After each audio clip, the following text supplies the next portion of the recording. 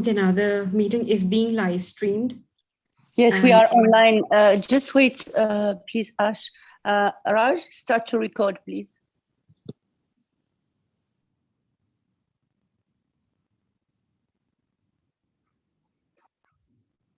All right. So I'll begin presenting now with your permission, Your Highness. Yes, please. All right. Yes, you're online, Professor. Yes, thank you, Mr. Raj. I'm sharing the screen now and okay. Let's have a proper presentation this time. So welcome to the class History of English Language and Literature. And today we will be discussing Elizabethan and Jacobean prose.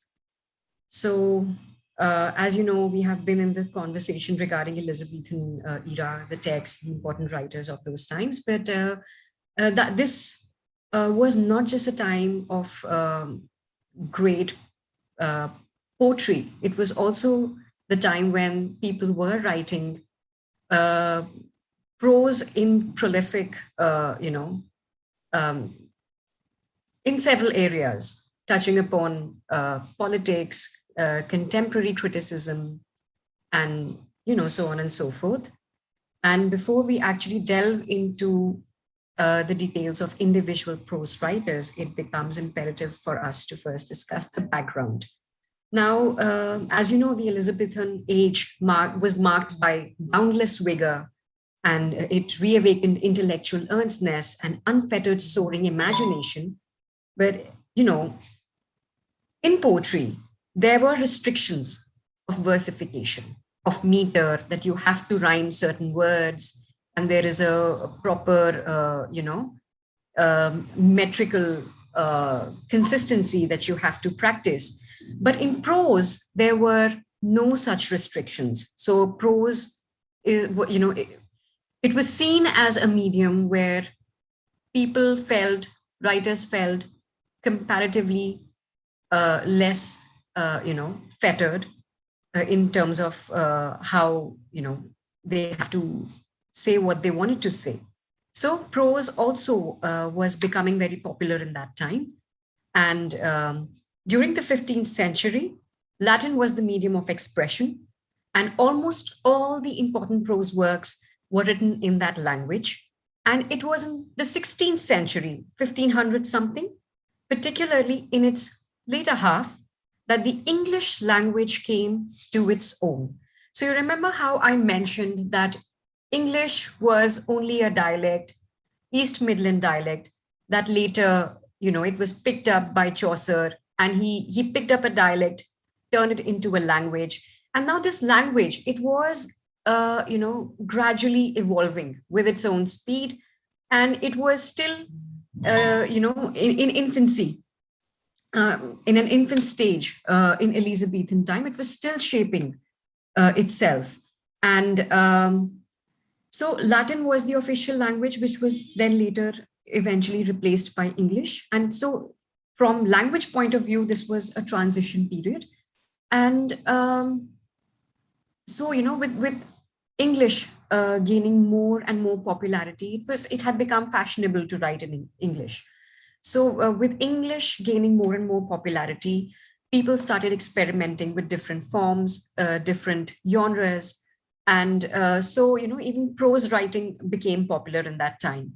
And with the arrival of cheap mass printing press, that is, just a moment, I'll just silent my phone.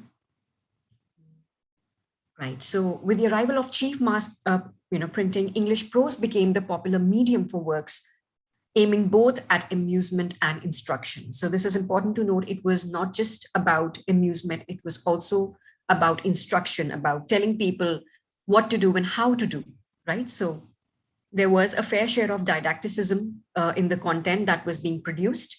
And the books which date from this period cover many departments of learning. And we have the chronicles of such writers as Stowe and Holinshed, recapturing the history of England through mixed with legends and myths. Writers like Harrison and Stubbs took upon themselves the task of describing the England not of the past, but also of their own age. So, the prose that was being composed, it not just dealt with the themes of the past, with the knowledge of the past, it also dealt with the contemporary events, the contemporary life, the society. And, Stowe and Holinshed, they were popular for recapturing the history of England, and which was interspersed with legends and myths. So there was all sort of, there was different kind of material that was surfacing in prose, that was being produced during that time.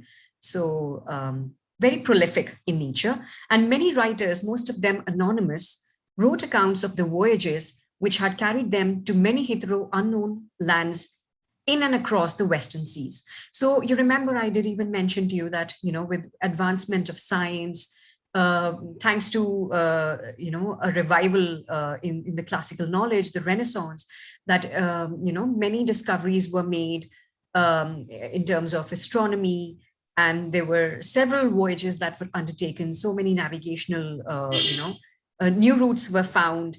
And this was also the starting of British imperialism, colonization, because now the Britishers were exploring new lands, right? And it was India was found, somewhere around the late 1400s, and so was America. And there was a lot of interest in such material, voyages and stuff. So when you read about the prose of this era, you will find a lot about voyages. A lot of writers are writing about these new lands and their cultures and whatever new they have encountered.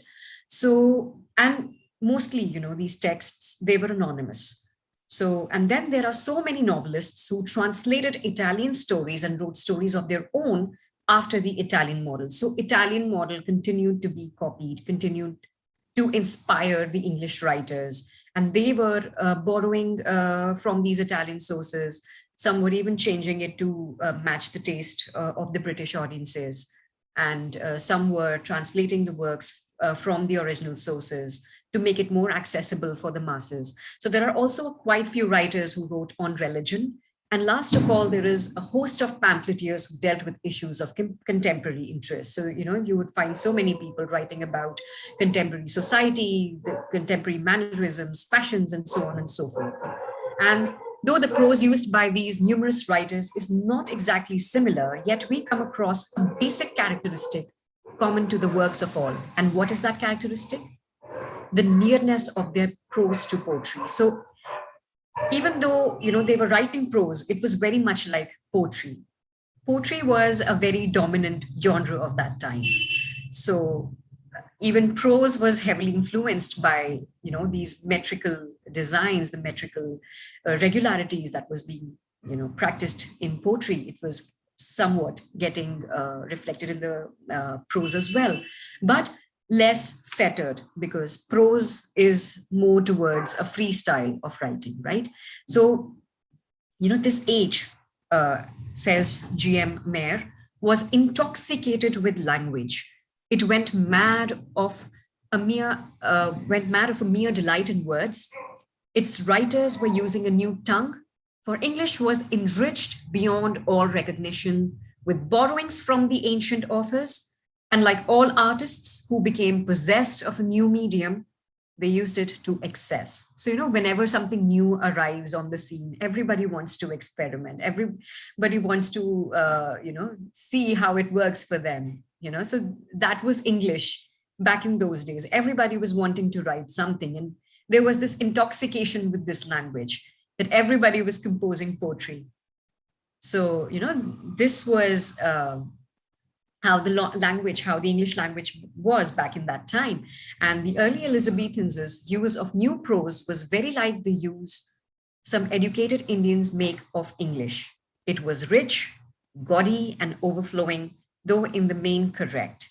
So there's another author, A.C. Ward, who observes in Illustrated History of English Literature, Volume 1, our modern view of prose is strictly and perhaps too narrowly practical and utilitarian or functional. Prose, we hold, has a job to do and should do it without fuss, nonsense, or aesthetic capers. It should say what it has to say in the shortest and most time-saving manner. So, these features of prose are to, you must take note of these, that what people believe prose to be and how Elizabethan prose was. So it was very ornated as to what the contemporary imagination is regarding, the writing of prose, that it should be written in a very short and time-saving manner, and it has to say its thing without fuss, no digressions, and no aesthetic capers and stuff like that. Not very close to what the writers practice in poetry. So very plain way of saying what you want to say. So this is a dominant, a way of, this is actually a way of looking at prose, that is how people believe prose is. But Elizabethan prose was different. It was ornated, it was intoxicated with English language, and that love and that intoxication, it gets reflected in the way people were writing prose back in those days. Okay, so now we will first discuss, now it's time we discuss some important Elizabethan and Jacobean prose writers and their works. And the first we discuss is Thomas Wilson. And he composed The Art of Rhetoric. It came out in 1553, and it was the most popular Elizabethan treatise on rhetoric in English. The art of saying what you have to say, right? And it underwent 8 printings during the 16th century, a lot of revisions, and it was also the most comprehensive English rhetoric in the period. It comprised of 3 books encompassing Cicero's 5 oratorical canons, and it dealt with the invention of rhetoric and disposition with which it is to be used, and the style and the role of memory, and how to deliver the words, right? So how to say what you have to say, right? The right way of saying, what should be the delivery. So everything this book talked about, right? And the book was dedicated to John Dudley, Earl of Warwick, eldest son of the Lord Protector back then, and it actually aims to assist. It aimed to assist the governing elite and lawyers rather than would-be courtiers. So you remember how I told you during the Elizabethan period, the books on manners were very important, because it was seen acquiring some cultural knowledge and imbibing all those mannerisms would help people ascend the social ladder. So these books were very important back in those days, and those books, they basically focused on people who were wanting to acquire knowledge about how to move among the courtiers, and how to deal with circumstances in the court. And but this book is different. It was more focused on helping the already elite people, already the people who already believe to that, they already belong to that elite circle, and the lawyers, right? So it was to help those people in keeping their opinions, their views, the way of saying, right? And it contributes to the national project of translating classical knowledge into vernacular forms. So obviously, if Cicero's work is being described here, if that is the work from where the inspiration is derived, it is a national project of translation of classical knowledge into English, the vernacular of that time, right? Okay, next we have Edward Hall. Do take note of this. And his book, Union of the Two Noble and Illustrious Families of Lancaster and York. He wrote this book, and this book, Edward Hall was a historian, and this book contains an account of the history of the houses of Lancaster and the House of York from the ascension of Henry IV in 1399 to the reign of Henry VIII, right? So it is about English history, about English monarchs, right? And it also talks about the War of the Roses.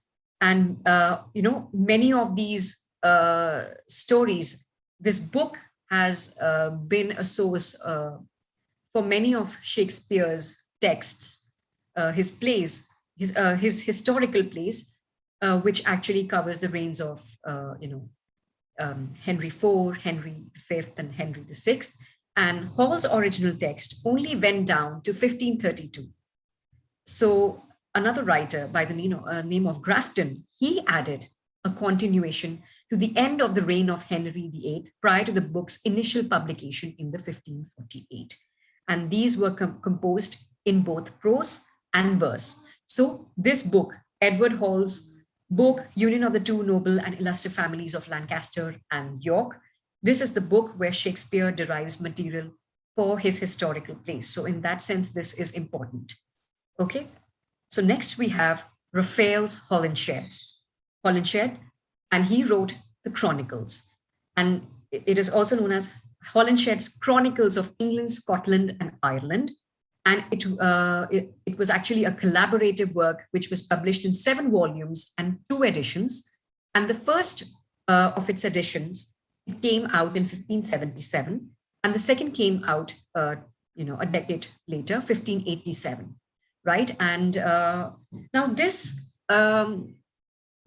Chronicles, this Holinshed's Chronicles was actually a large, comprehensive description of British history, published in 3 volumes, and it talked about, the political affairs in England, Scotland, and Ireland. Not just England, but it covered Scotland and Ireland as well. And it has traditionally been a source of interest to many because, it has a lot of linkage with Shakespeare's plays like King Lear, Macbeth, and Cymbeline. A lot of stories. These stories have been actually inspired by the material that was written by Holinshed in his Chronicles. So whenever people, they pick up texts such as King Lear, Macbeth, and Cymbeline, they do a parallel study of Raphael's Holinshed as well, just to, see how historically correct the occurrences in the texts were, in the plays were, and, to just study the whole history of it all. And the recent studies of the Chronicles have focused on an interdisciplinary approach. Numerous literary scholars having studied the traditional historiographical materials through a literary lens, with a focus on how contemporary men and women would have read historical texts. So I don't know if you are familiar with New Historicism. That is also, a critical approach of looking at literary texts, which was, started by Professor Stephen Greenblatt. He's now a professor at Harvard University. If you've ever, if you ever go through the material that he has come up with on Shakespeare, you would know how he is a historian, and he critically analyzes Shakespeare's plays through the lens of history. And his lectures are very interesting. And if you are reading Shakespeare in depth, I would suggest you go through Professor Greenblatt's critical analysis for sure, because they're very rich, and he helps establish the relationship between literature and history, which is actually very interesting. So, whenever such a comparison, whenever such a, juxtaposition is to be done, whenever you have to read Shakespeare's play in that great depth, it is always good to pick up texts that belong to history, that spoke of the tales from which Shakespeare actually drew inspiration from. And Raphael Holinshed then becomes a very important text for reading Shakespeare, the reason we are discussing here on this platform in this course here tonight. And the Chronicles would have been a primary source for many other literary writers of the Renaissance, such as Christopher Marlowe, Edmund Spenser, and George Daniel. So it was not just Shakespeare, but it was other stalwarts as well, Christopher Marlowe, Edmund Spenser, and George Daniel as well, who were drawing inspiration from such historical renditions, such texts that spoke of history, that spoke of different tales. Okay, so moving on, then we have Walter Raleigh's The History of the World. So The History of the World is one of the better known literary achievements of Sir Walter Raleigh. So if you remember, I did mention in the last sessions that Sir Walter Raleigh was one of the courtiers at during Queen Elizabeth I's reign, and he was a lot into traveling and voyages and stuff like that. And he was also responsible for introducing tobacco and potato in America. He was amongst the earliest sailors. He went there, and it is said that he founded the area what today we know as Virginia. He named it after the Queen Elizabeth I, and a very interesting and controversial figure of that time. So the book, The History of the World, it is actually bibliographic in nature. It talks about the history and all the interesting events of the life of Sir Walter Raleigh. And we know his life was, had its own share of ups and downs, filled with success, with pitfalls and controversy. And Sir Walter Raleigh was a contemporary of Shakespeare and a favorite among the court of Elizabeth I. And not without enemies, Raleigh was also deeply mistrusted by Elizabeth's successor, James I. So he was not at very good terms with him.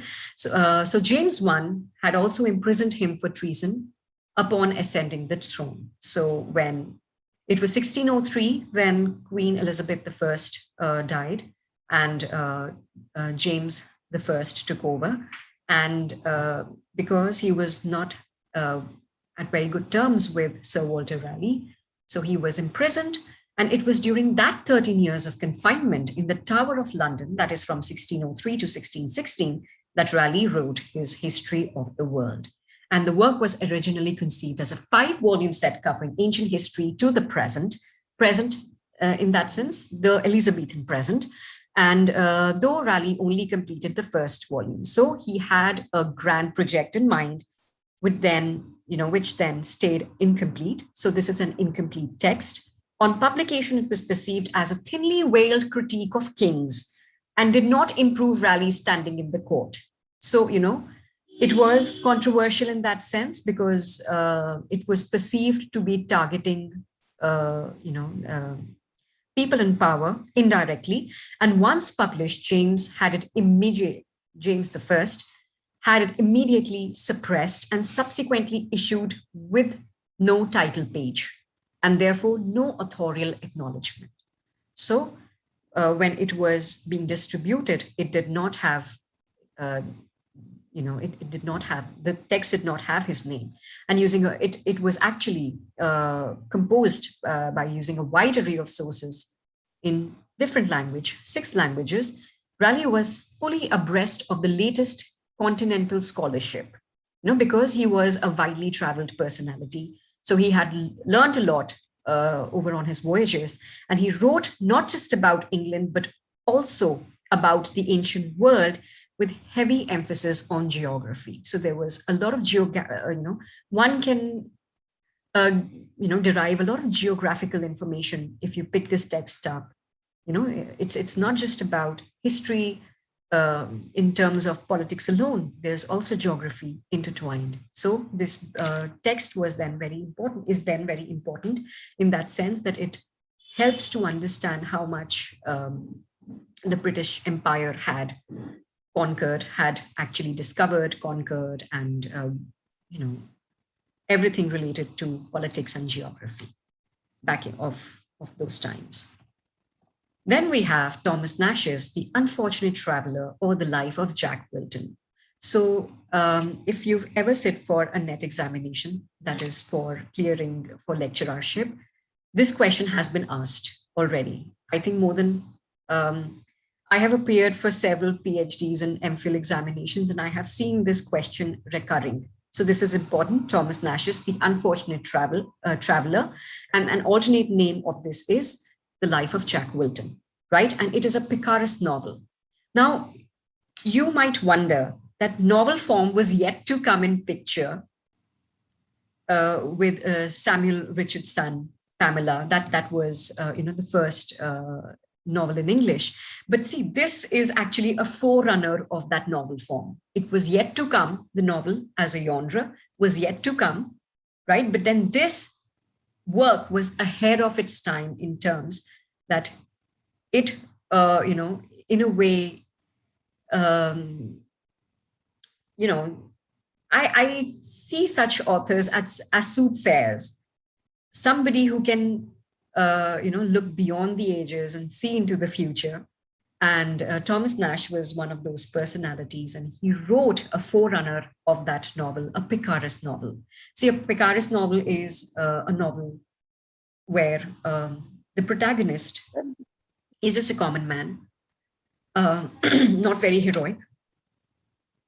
He learns through his experiences. So there is an evolution of character, and he develops those heroic traits over a period of time, right? And it is towards the end that, the transition that he undergoes that establish him as the hero. The choices that he makes, that he has to face during those adventures that he encounters during his journeys. So this is how, a Picaresque novel is. There is journey involved. There is the growth of the character of the protagonist, right?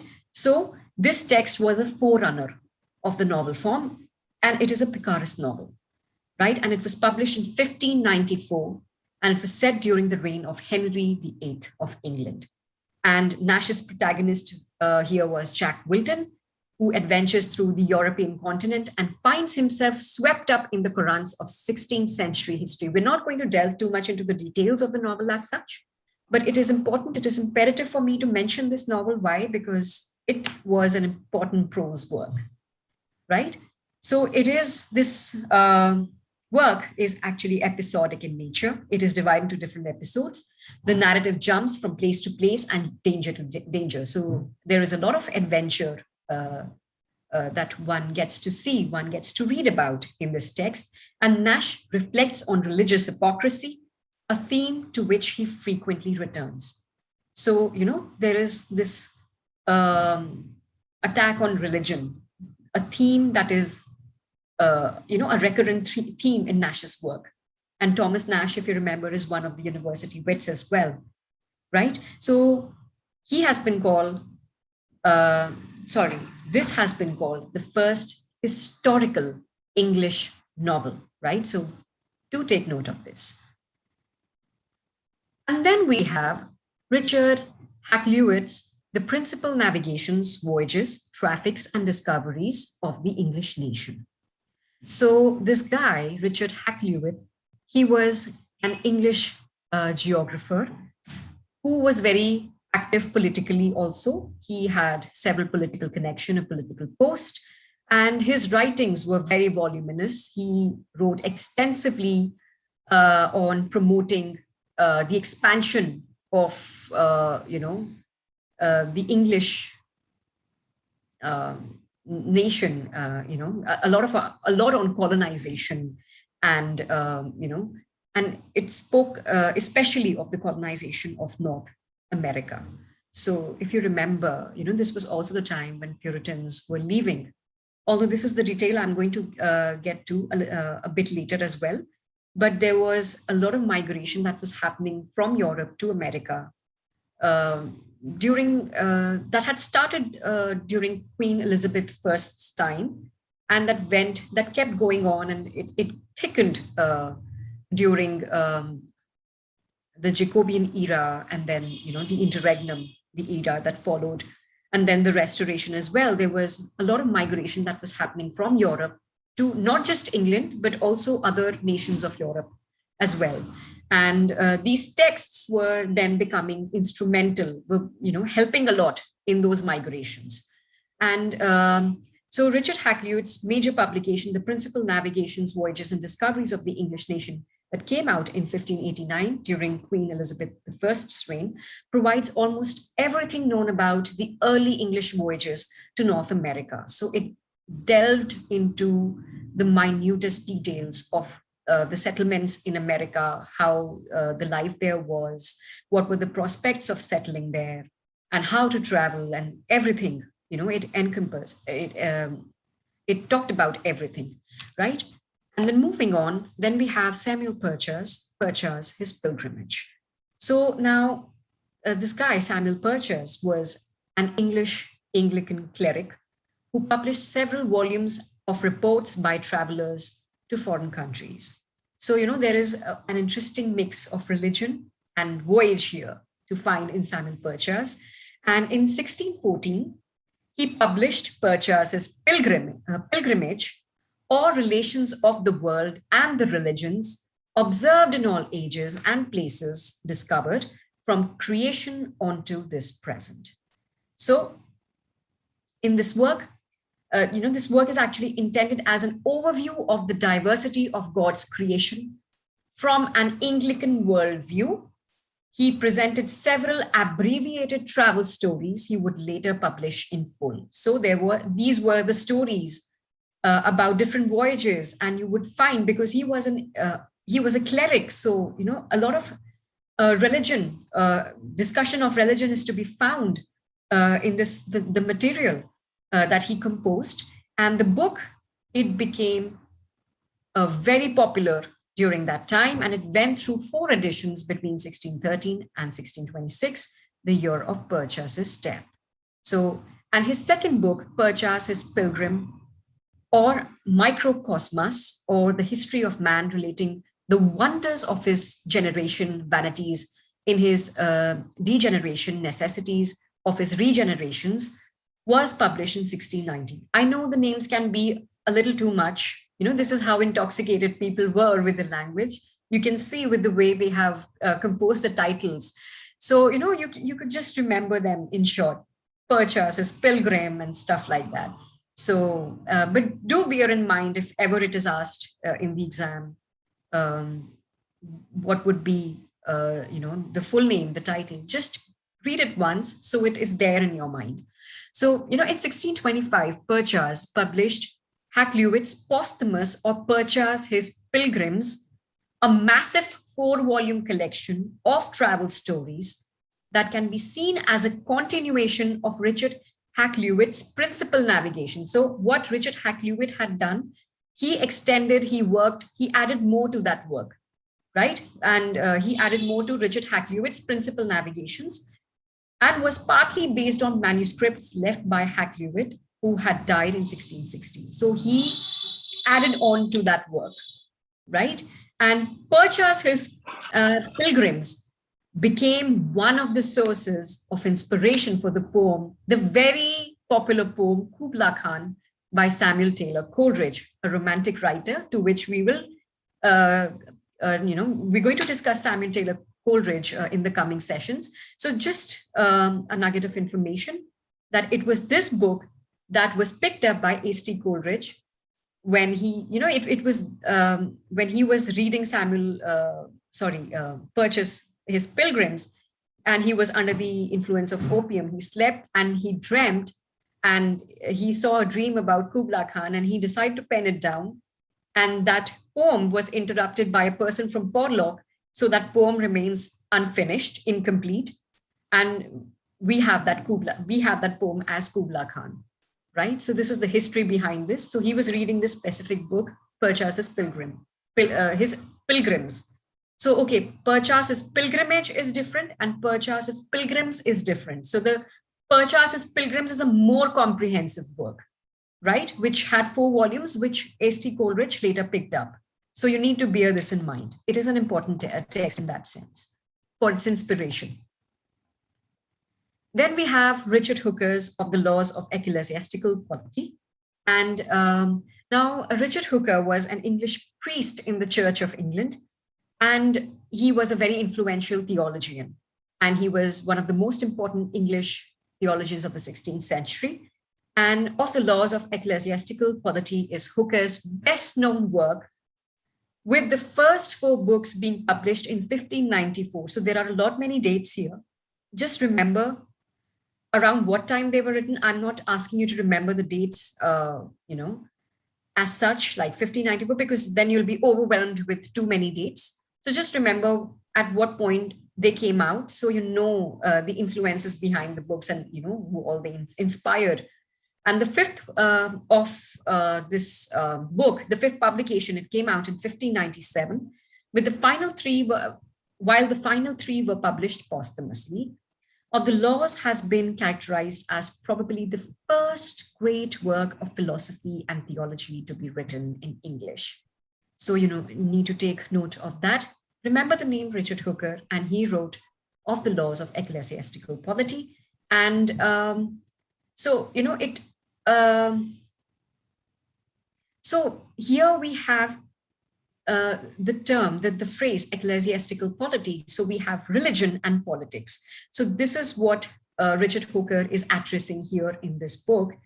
The Puritans, you remember when there was this Reformation that happened with Martin Luther and Henry VIII coming up with the Anglican Church, breaking away with the Roman Catholic faith. And so, there were different variants of Protestant Christianity that came up during that time. And Puritans were also among the Protestants, the Protestant Christians. What Puritans advocated was a complete demolition of, the structure of church, no hierarchies. And what they wanted was a further purification of the church. They were not happy with where the Anglicans had settled, that, okay, we can do this much of, we can do these many changes in the church, and this is going to be fine. But they said, no, it needs further purification. We must absolve it from all its sins and all the corruption. And they were extreme in their approach.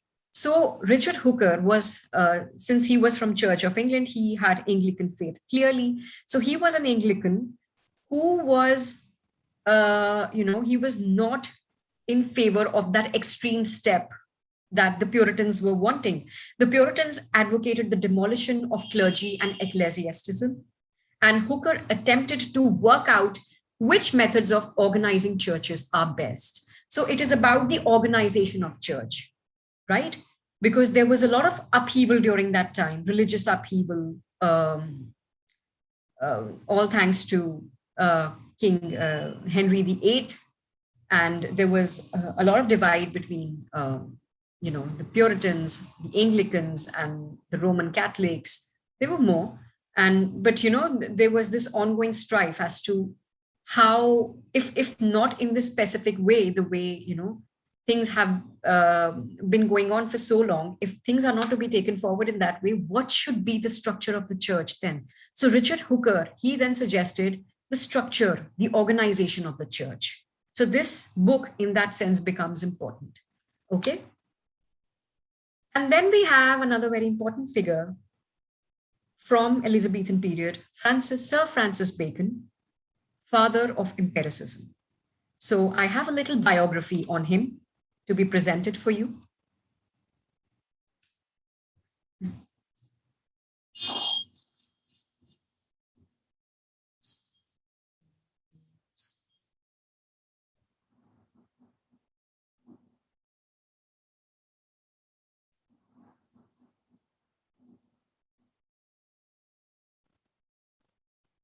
Francis Bacon was one of the pioneers of modern scientific thought and an English politician and Member of Parliament. Francis was born in London and studied at Cambridge University before he became a Member of Parliament in 1584. After James I came to power, Francis was knighted and appointed as the Keeper of the Great Seal, an important symbol of the monarchy in England. Bacon was a keen scientist and challenged the Aristotelian methodology that debate and argument by learned men was the only way to discover scientific truth. Bacon believed that in determining scientific truth, scientists required evidence from the real world.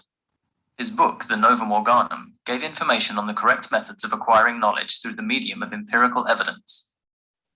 Bacon's political roles continued, and he was appointed Lord Chancellor, the most powerful political position in England at the time, and after this was made Viscount St. Albans. His political career finished after he admitted accepting bribes, and he was fined, imprisoned, and banished from the court, as well as from Parliament. He was later pardoned by the king, but retired to his home in Hertfordshire, where he continued his scientific writing until he died of pneumonia, contracted while studying the effects of snow on preserving meat. So he is a very important figure from the Elizabethan era. And he was not just a scientist, he had a political career, and he was also the patron of libraries. And he came up with ideas of how the different libraries are to be organized, how books are to be categorized, how knowledge is to be categorized.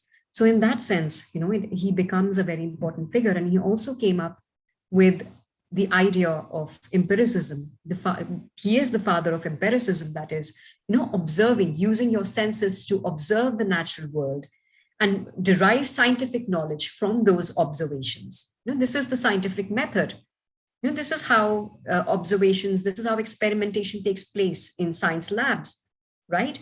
And so this method of observation is called the Baconian method. So he is known for that. And also many of his works, just a minute, this won't go further, okay.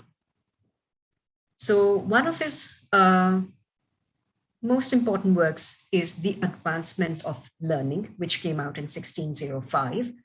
And it is actually a pioneering essay in support of this empirical philosophy of observing the natural world around you, and then, noting those observations and then deriving scientific information from those observations.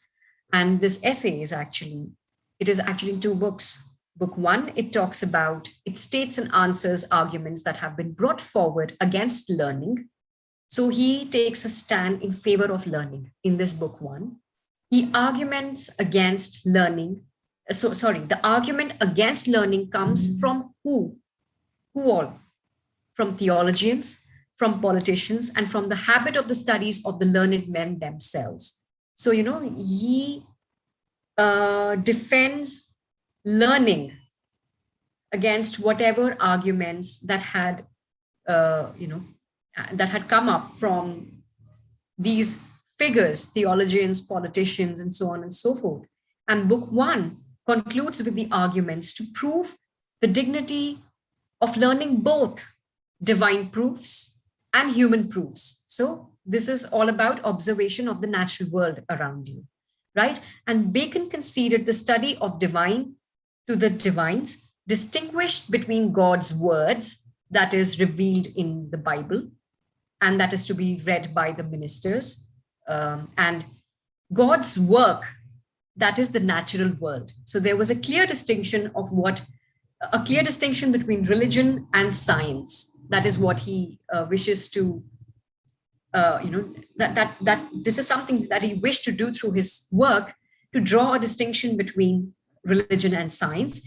And Bacon makes the separation to protect science from religion, because religion was engrossed in a lot of controversy, a lot of debate. So he wanted to steer science clear of all that controversy and to pave way for more learning, right? So the Advancement of Learning then is an important text in that sense. And the book two of the Advancement of Learning actually provides a detailed classification of all kinds of knowledge along with their deficiencies, right?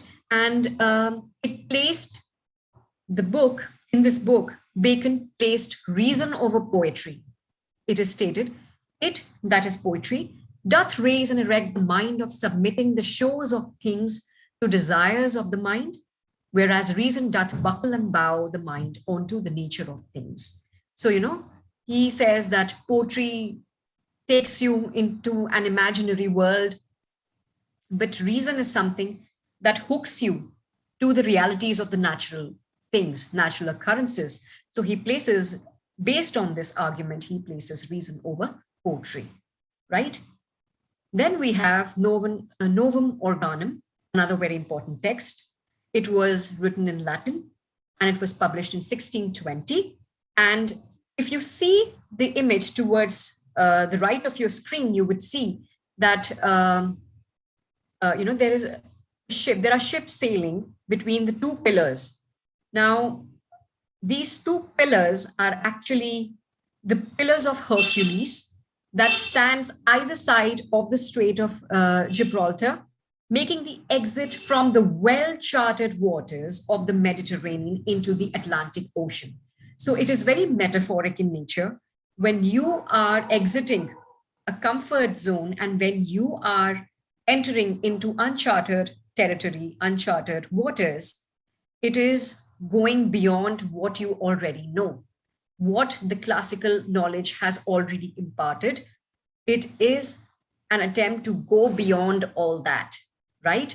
So the pillars as the boundary of the Mediterranean have been smashed through the Iberian sailors, opening a new world for exploration. Bacon hopes that empirical investigations, all the scientific investigations, will similarly will bring down the old scientific ideas and lead to greater understanding of the world and heavens. So it is going beyond what you already know. Having a vision of science, that it is going to enable people to go beyond what has already been understood, what has already been stated by the classics, by the ancient people, through this Baconian method, through this new, empirical method, you can go beyond, and discover new knowledge. And the Latin tag across, the page, this is actually taken from the Old Testament here towards the bottom of the page.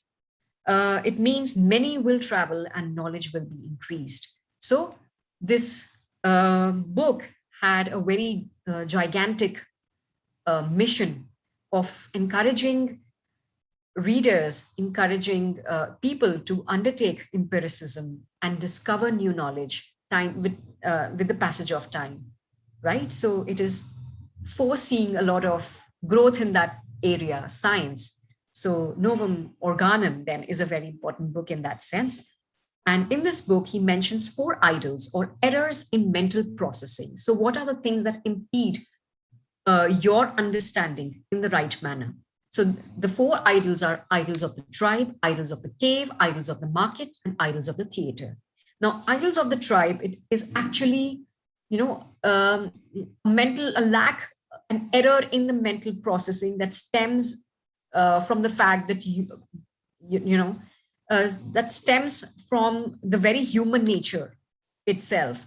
And, because if you are in a tribe and if they have a certain belief, people would blindly follow that. If people blindly follow that without questioning those sayings, those tenets, then that would be an error in mental processing. Then we have idols of the cave, and the cave here refers to the individual trait of a person. So problems that are related to a person's individuality, their passions and enthusiasms, their devotions, their ideologies, their prejudices, because they can be of a very individual level as well. So all of which lead to misunderstandings of the true nature of things. So that would impede an objective view of the things, right? Because your mind is overshadowed with the problems, overshadowed by things that attribute to your personal traits. Then we have the idols of the market. So market here in the sense, the word market here means commerce. Commerce is exchange. Here, the exchange is about words. So if a person is saying something and the other person misinterprets it, so that is going to be an error in mental processing. So this is also, barriers of communication in a way. So, when the use of words is to mislead, right? When a person says certain things to mislead certain people, that is the idols of the market. And then we have the idols of the theater, and it is referred to long received wisdom, the ancient system of philosophy, the arbitrary divisions of knowledge and classification system held onto like dogma. So he is against dogmatism in whichever form it comes, right? So he says you have to clear your mind of all this and you have to see things in a new light with a fresh perspective, very objectively. It is only then that you will be able to arrive at a new knowledge, right? And without emptying one's mind of the old ways, no new progress could be made. So this would be an important lasting value of the Baconian view of science, that you have to see things objectively without any prejudice, right? You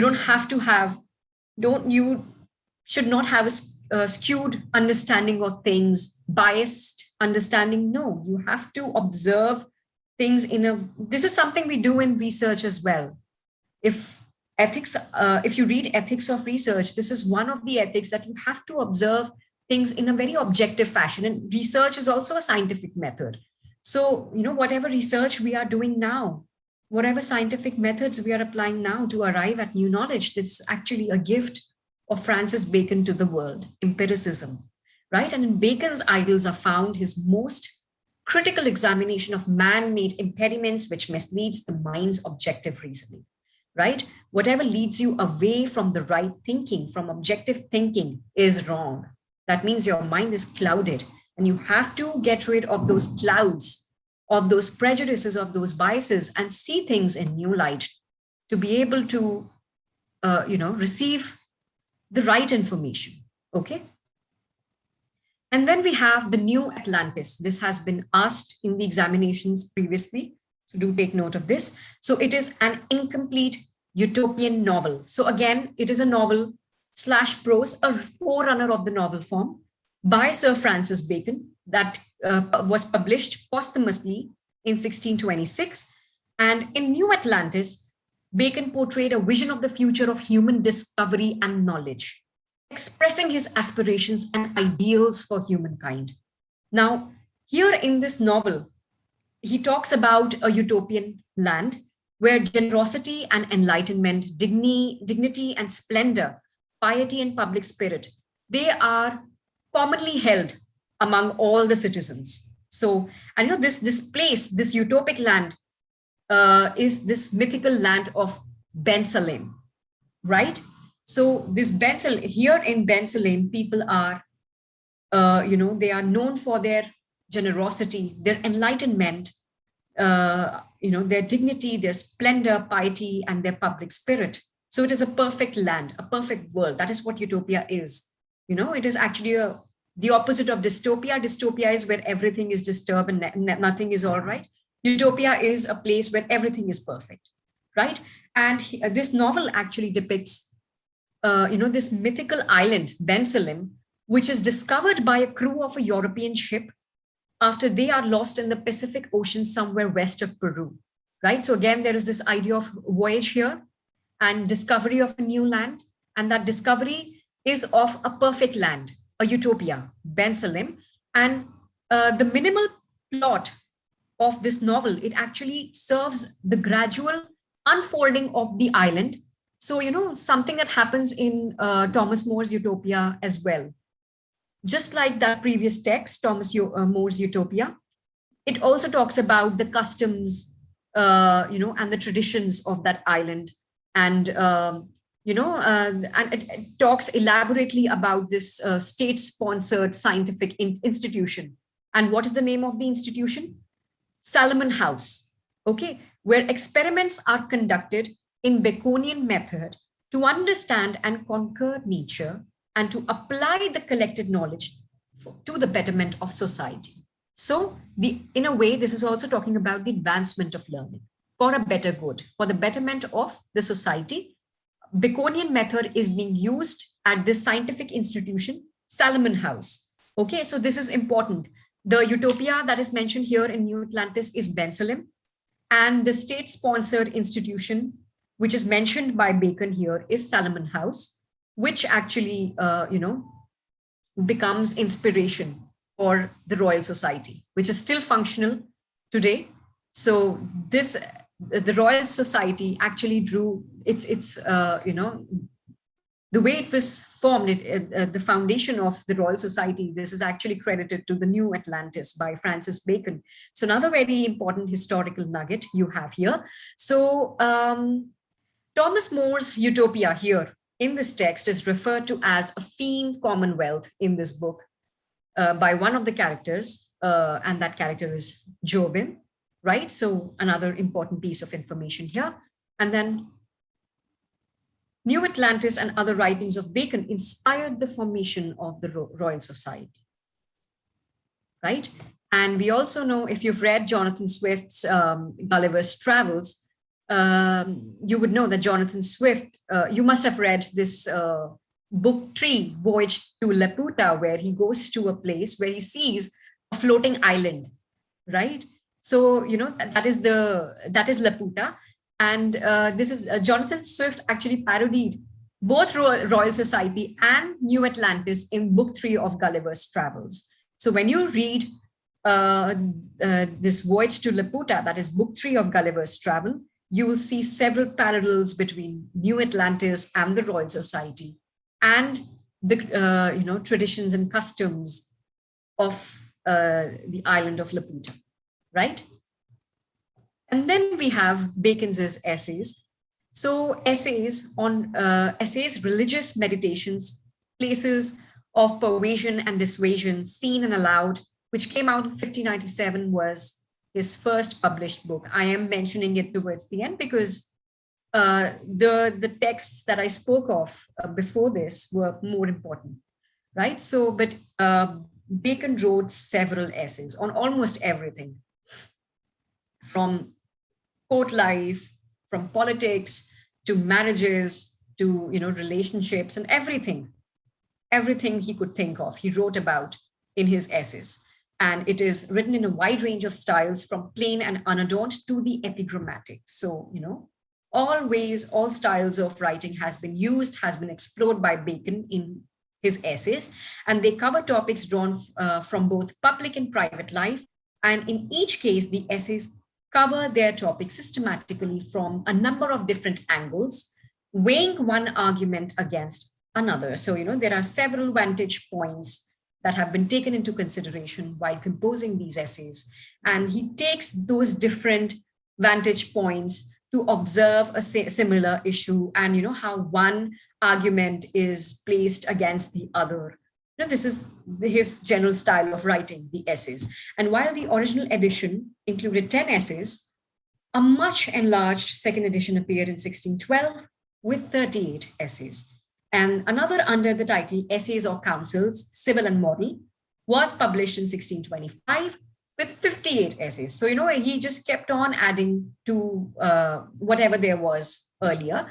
And he was given high praise by his contemporaries, even to the point of crediting him with having invented the essay form. So these essays, in that sense, they become important because several contemporary people credited him for discovering this genre of writing. All right. We do have time, do we? It is 10:29. I won't take much time today. I think I should stop here because I have a few more prose writers to discuss. I'll probably take them next week. So I'll stop sharing the screen now, and the forum is now open for questions. Hello, everybody. Good morning. I don't have a question, but I wanted to highlight some of the of what you mentioned. And I typed in the comment about bias, etc., which I found very interesting. The English language, rhetoric, etc., Sarali and all these individuals promoted the destruction of the First Nations people in North America through their lies and their tyranny and their chaos. Mm-hmm. So even today, that tyranny continues. You have those, the English language is the most difficult language only because as a lawyer, and I'm a lawyer, you can use the language to make a point and destroy one word with the other. If you have a repertoire of many words, you can confuse the defense, confuse the other people and win your case. But that's called rhetoric. That is not fact and law. And so the English language is the most unpure language there is in the world today. The purest language is the Indigenous language because it's honest. Whereas in the Hawaiian language, for example, there's no swear word. You speak the truth and people understand. Whereas in the English language, you can speak many different ways to make a point. If you have to say many things to tell, for an example, to tell a woman you love her, to create many, many words to convince her, then you actually don't love her. Because in the English, the Hawaiian language, or what have you, you simply say what you feel, and it's correct. Whereas the English language, you can manipulate. And the English language is the most versatile language that has actually destroyed cultures. In India, the Native American Indians, the tribal nations, it's destroyed their culture, and it destroyed their way of thinking because of the continued push from the 1500s until current day today, and how the languages has changed. So I'm a historian buff, by the way, and I go with the facts that I see in law. This is not my opinion. These are opinions of many scholars before me. And you will agree that the English language is the most easiest, it's the most difficult language, but it is also one that really practices rhetoric. It practices rhetoric. It teaches you how to lie, how to manipulate, and to get a point. But you stick with your language, with your people. I promise you, your culture, your economy will thrive because they understand. And when you take them out of their comfort zone, that's when people fail. But that is just my academic view here. But I appreciate what you're saying this morning. I just wanted to give another side of how the English language, even monarchical government they have today, was based on fraud and lies. Because the real queen should have been Queen Mary of Scotland. But the English, the Vatican, the Pope, what they did, because I am a royal, I study a lot. The Vatican put people in place so they can promote their agenda. Their agenda. The House of Windsor is actually the purest noble of back then. But Elizabeth and Queen Victoria, Queen Emma of Hawaii, and Queen Leokalani met Queen Victoria of England. And in her memoir, she writes of how she felt that the English royalty were. And much of what she wrote was not very flattering. But the queen back then of Hawaii culture was very diplomatic and very nice, instead of coming out with what she actually felt. But in another memoir, she says, and I quote, "I much prefer my Hawaiian language because it's pure. To learn the English language makes me a liar because it manipulates the word. It manipulates cultures and traditions and people. Because if you don't understand the English language, they'll come and steal your land and take everything you own." And that's a direct quote from Hawaii's queen. I totally agree with you, Your Royal Majesty. English language has been used to destroy, different colonies, including India. There was this Macaulay's Minutes, which was actually implemented to, drill into the Indian consciousness that, we people, our culture is actually inferior to that of the British culture. So, there was this political agenda behind introducing English language into India. And I think with this politics, English was introduced to other colonies as well. So I would say, this rhetoric, this can be practiced in any language. See, I am privy to Hindi, and there are several ways of saying one thing. You can say things in a very sophisticated fashion, and also you can say things in a very crass fashion. So it totally depends on what is the intention of the speaker, what is the politics behind, why is he saying what he is saying. So there is a lot of politics behind language also. And you see how, even in England, when there was this French invasion, English took shape with so much of French influence. So whoever is in power has the capacity to, shape culture, shape language accordingly. And so happened with English, because there was this one time when, the British were ruling more than half of the world.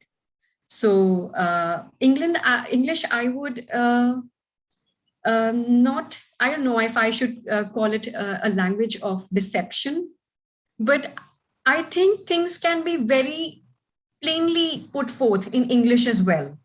It totally see. depends on what the other person wants to convey. I believe that if you have a clear heart and if you try and say things in the plain, the plainest way possible, that is possible in English as well. And if you have to twist and manipulate things, I have seen things happen in the courts as well. I'm in touch of several lawyers. I have several relatives as lawyers, and I've seen how they debate in the court, and I have seen it happen in Hindi as well, and how things are twisted and turned and manipulated to suit their own arguments and statements. And this has happened in other languages also. But then the important part is, what is the intention of the speaker? That counts a lot.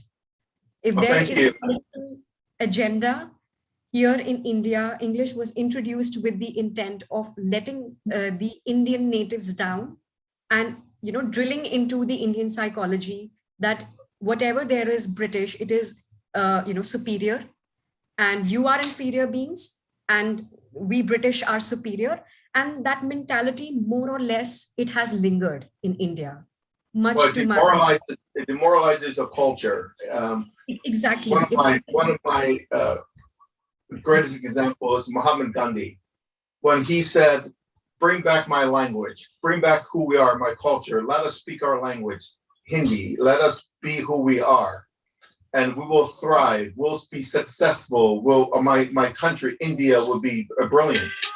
Well, what he did was to get his point across.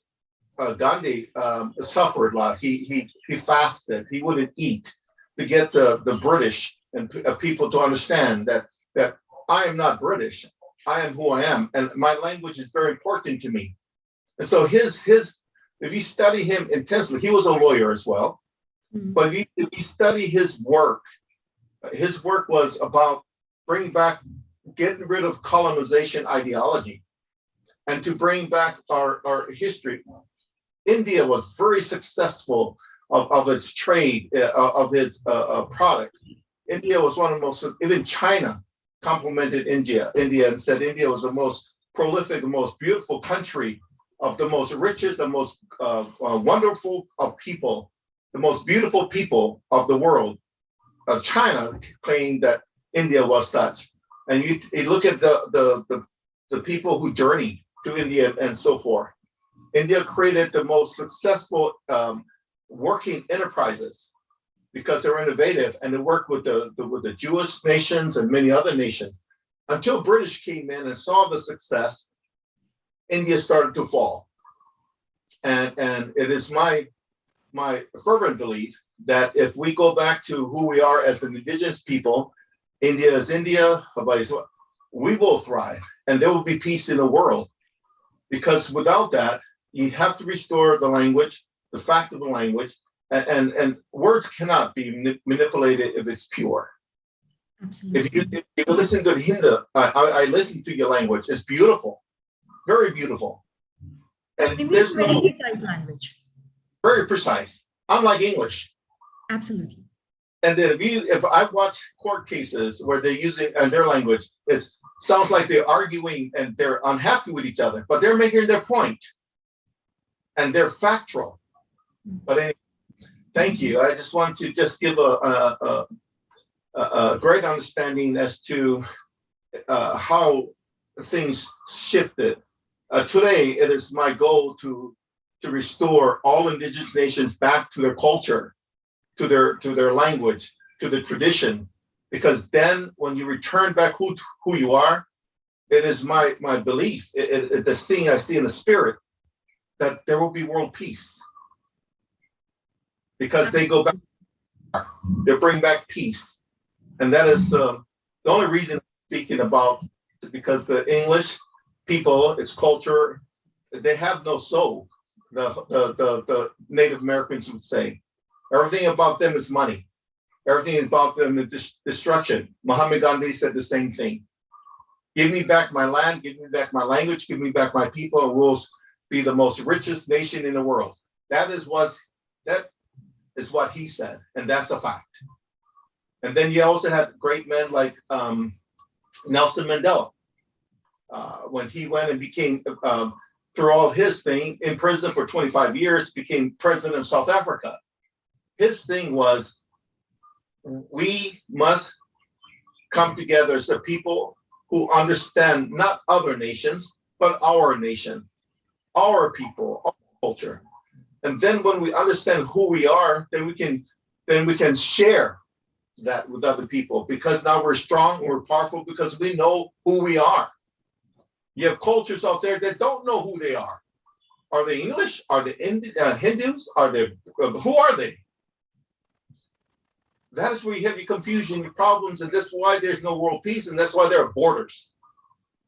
And that's why there's issues.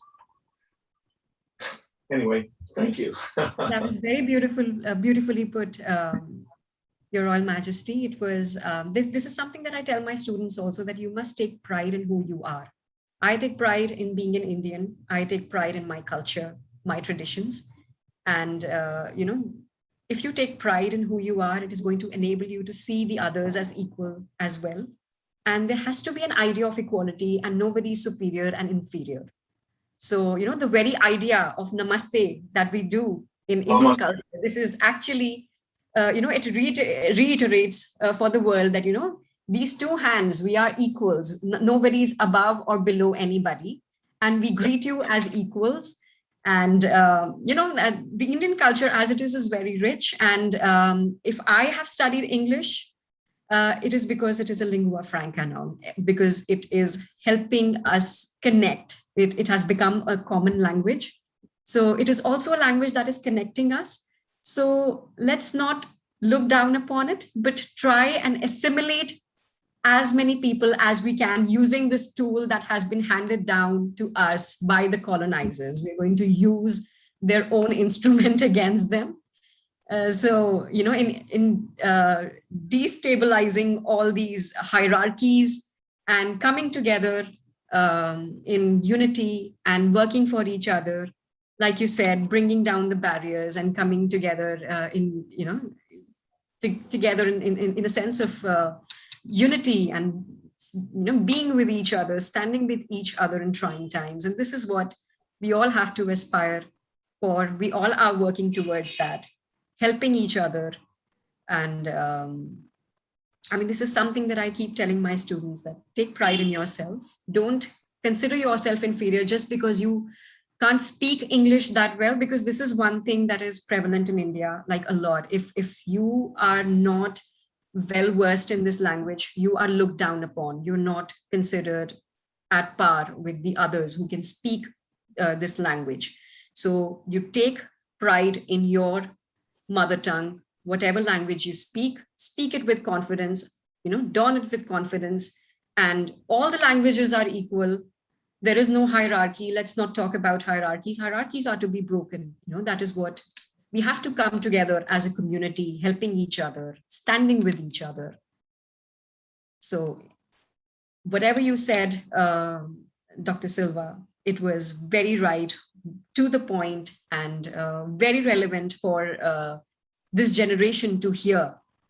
You have to learn, everybody, all my students here tonight, take a note of what has been spoken on this platform. Just because you are not good at a specific thing, at a specific language, especially English, that doesn't mean that you're unworthy. You are worthy. Take pride in whatever you do. Take pride in whoever you are, right? And try adding to your personality, right? Keep moving on, keep learning, and in the right direction, right?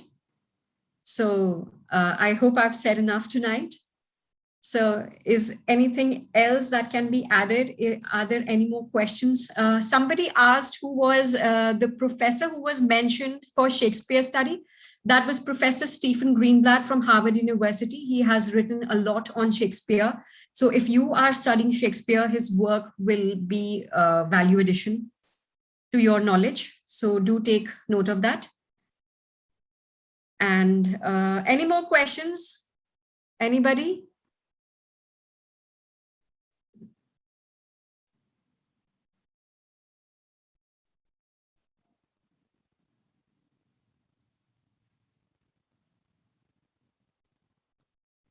if you're shy to unmute yourself and speak, it's okay. You can post the question in the chat box.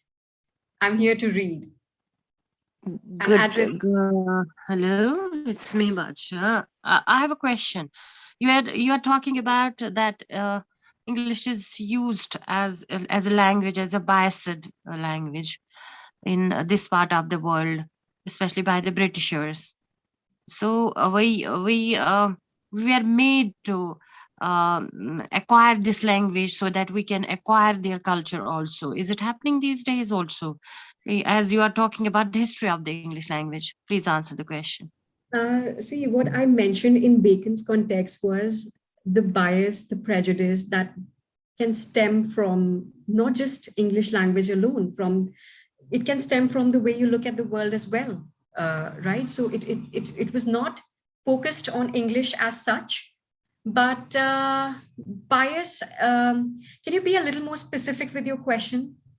The question is, you are talking about that using languages as a weapon to make the world as a biased world, as a prejudiced world. Is it possible that you can use your language like that?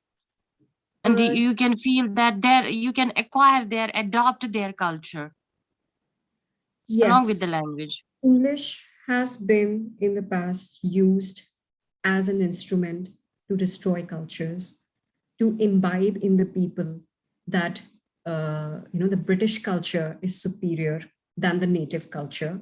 This was a part of the colonization project by the British Empire. It has happened in the past. Of present, that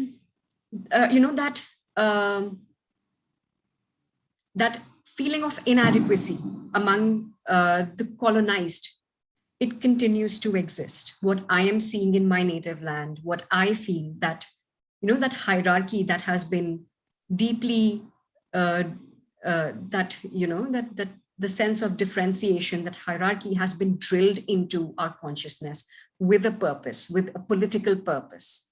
And many people have challenged that. Many people are trying to get out of that. So yes, language can be used as a big instrument. It is, it is a part of the British culture, right? And it was used to disseminate information about their culture in whichever way they wanted to manipulate the language, the information, the way they wanted. It was possible through this language. It was made possible through this language. So yes, this is an instrument of colonization. Thank you, ma'am. You are still, your minds, even if you are not physically colonized, there is a possibility that your minds continue to be colonized because it has been drilled into that consciousness that, you are inferior and the British are superior people. So it is not with the British. I don't have much knowledge of the other cultures, other colonizers, because there were Spanish people and Portuguese people also who colonized America. And if they did the same thing, I won't give a statement on that because I am not well read in that direction. But yes, this has happened with English, and the minds continue to be colonized. And it is upon you to decolonize your mind. And that is exactly what I'm telling you to do. Take pride in your own culture. There is no superior, inferior. It's all in your mind. And you need to get... Yeah, that is true. But let me speak. I think we act like the hypocrites because sometimes we prioritize this English language in our schools as well as outside the school, at marketplace, in workplace, at homes, and we give priority to this language. And why then so? Priority because this mindset is perpetuating. Why else? And in my context, in Indian context, I would say, India is a very diverse nation with so many diverse languages.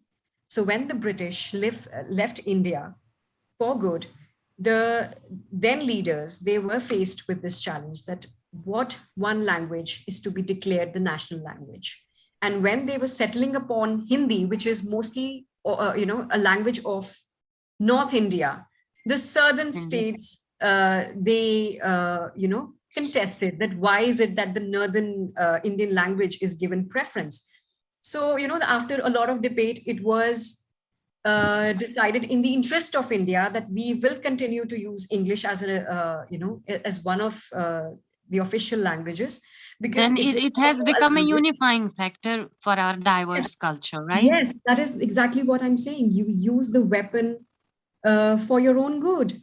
You use the weapon against the colonizer. So this is also what we are doing right now. We are using their language to bring unity amongst ourselves. We are so many people from so many different continents gathered here tonight using their language to come together and disseminating the same information that we must take pride in our own culture.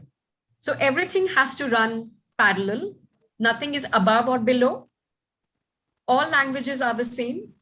All people are the same.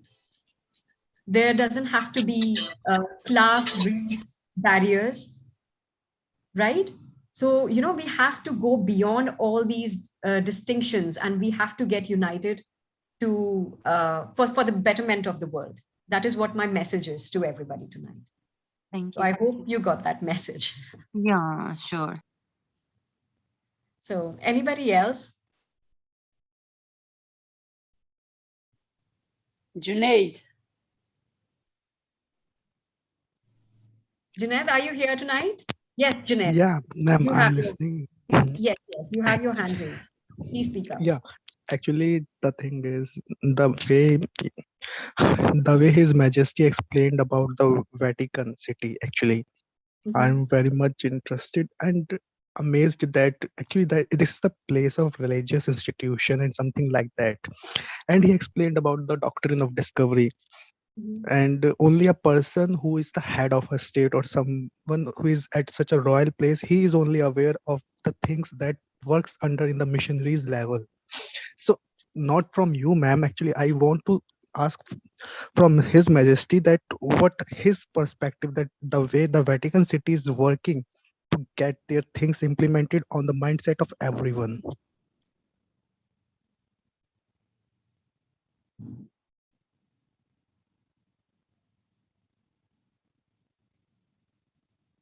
Your Majesty, that's a question for you by Junaid. Junaid, could you please I'm repeat? sorry, I didn't hear the question. Yeah, yeah. Hello, am I audible? Yes, I Yes, can now hear you you now. are. Yeah. Actually, you were discussing about the Vatican City and the doctrine of discovery. Okay, the way these people has done an influence over us. Although the Vatican City is a religious institution, we are aware of that. Okay, but you are at such a high place. Okay, you are very much aware of the things, the missionaries, and all the things that work internally, apart from these colonizing and other things. So, what are your views on the working of this Vatican City, on all those things that they carry on the hidden levels of themselves? Thank you for the question. But that's going to be a very involved, answer. The question. If I would suggest that we may have another class on this, because I like to stick to the class of English and honor our professor here who's doing a fantastic job in giving the history of English and how it all came about. The only reason why I put my input, because she used the word bias on English, and I wanted to make a statement to the bias, the prejudice of how the English language has been manipulating our cultures, our traditions. But to your immediate question, a very brief answer is that the doctrine discovery of 1497 was primarily to go and give them permission to the English crown. That was Columbus and everybody else to go in, and if you're not a Christian, and to go and destroy that country and kill, to do all the horrible things that they did to all indigenous cultures, not just in Americas. They did that in India as well. I love the history of India. I've been studying it. I said India is no different from the Hawaiian culture because we share a similar pain and suffering, but we also share the similarity of growing, of surpassing that negative and making a positive impact on our culture and our land as a people. But the doctrine of discovery was a legal document by the Vatican that was adopted by the United States Supreme Court Chief Justice Thomas to say, well, our military can go in and go after Indian lands and take it, and because the Native Americans, the Hawaiians, and Indigenous people were subhumans. So what the Vatican did was, in the way, say we're not human beings. We have no right to be here on this planet. That is exactly what the doctrine of discovery talks about. So today, I've taken doctrine of discovery, and I have sent my message to the Pope to rescind it, to apologize to all indigenous people around the world. And that is going forward. And I am demanding an apology, and I'm demanding that the Catholic Church stay out of people's business. Let the culture be the culture. Let their language be their language, and be who they are. So I've done that. And to me, that had to be done, because you need to set the record straight. You need to bring peace and balance back to the world. And people must be who they are. But the doctrine of discovery is a completely different class. And possibly one day I'll give a complete discussion only on the doctrine of discovery and how it affected the world. I'm sure it's going to be quite a class, but it'll be. But I hope I've answered the question. We're waiting for that, Your Majesty, for that session. We want to learn a lot about that. It is something new for us all. So please do spare some time for that. We would love to hear. We'll look into it. Thank you. And only a bold person like him can only elaborate such things. Okay, it is something very, very high level kind of things, the way they work. Thank you. Yes, Thanks for giving all those this is points. If you generosity, give he's sharing all this on that, I will be information. really interested in that.